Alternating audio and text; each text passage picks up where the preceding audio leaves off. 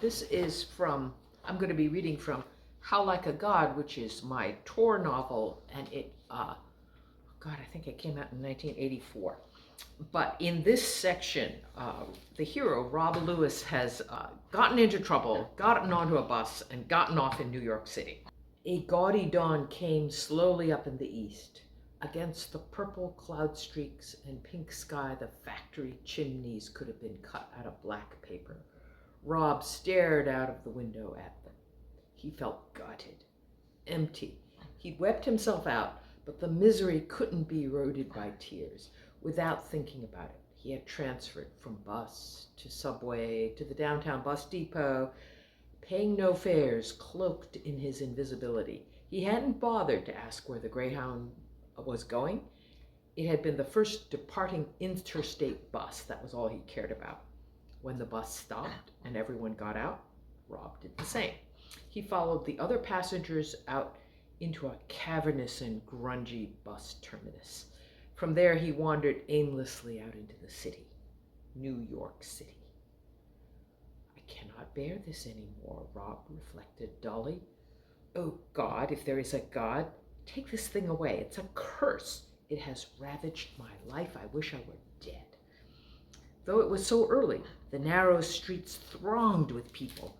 Rob walked like a ghost through them, unseeing and unseen. Millions upon millions of people lived in this city, all steaming with thought, thick with their histories. He couldn't hold their minds at bay anymore. It had been madness to come here. New York was the last place for him.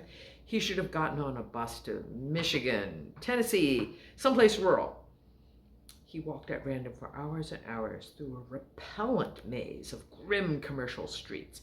At last he came to a park, a tiny wedge of struggling glass and broken bottles.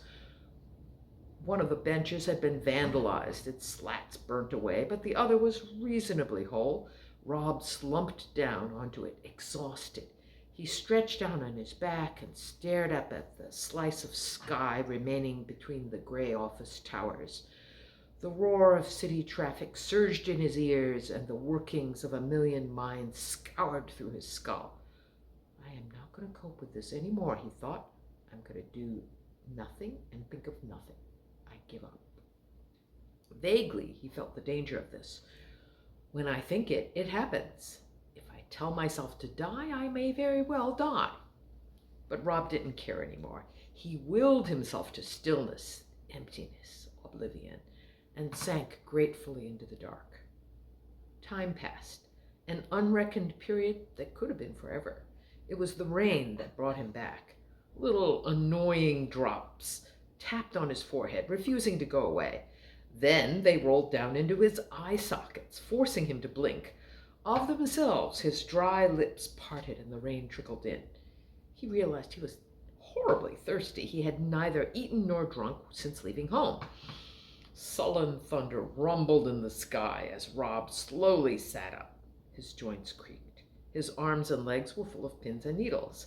The rain poured down, digging its cold fingers into his scalp. He was soaked to the skin, right through his coat and jeans and shirt. It was night. The streetlights cast a ghastly pinkish light over the dirty, wet avenue. There was only moderate traffic, so it must be very late. His watch said it was 3:45 on Sunday morning. Confused, he could hardly believe it. But he rubbed his chin. At least 3 days' worth of stubble there. What a horrible city. How come no one had noticed a person lying here, trying to be dead for 3 whole days? At the very least, somebody should have ripped off his watch. A man walked briskly by, a bartender on his way to the subway. Rob glanced at himself through the bartender's eyes, and he saw the problem immediately. He had never stopped doing his Tarnhelm trick. He was so strong now the trick could just run on automatic. His bleak despair might even have subconsciously repelled anyone who wanted to sit on this bench. It occurred to him that all he had to do was quit being invisible, and a mugger would come along and put him out of his misery. He'd be too weak to resist. Putting it like that made Rob realize he didn't want to die, at least not by being mugged, or from starvation and thirst.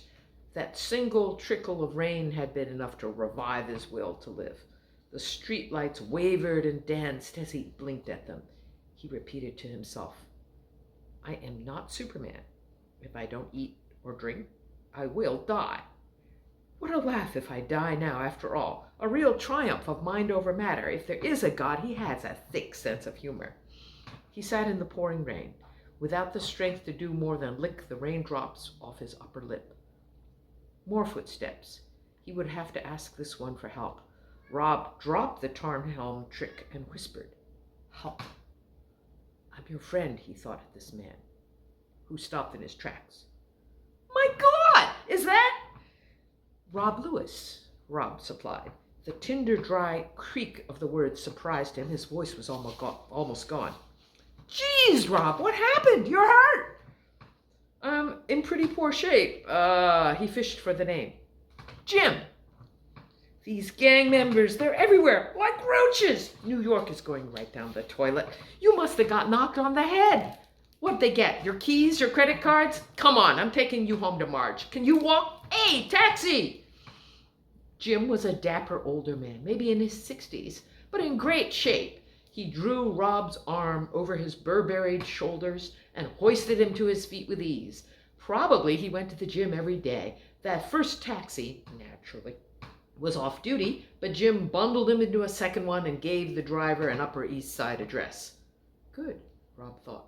Wouldn't want to sponge off a garment worker or waitress. My buddy Jim can afford to give me a meal.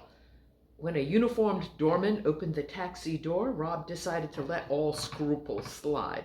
The doorman tenderly helped Rob into the elevator and promised, I'll buzz Mrs. Deacon and let her know you're coming, sir. With Rob Lewis, tell her that, Jim instructed. Boy, will she be confused, Rob thought.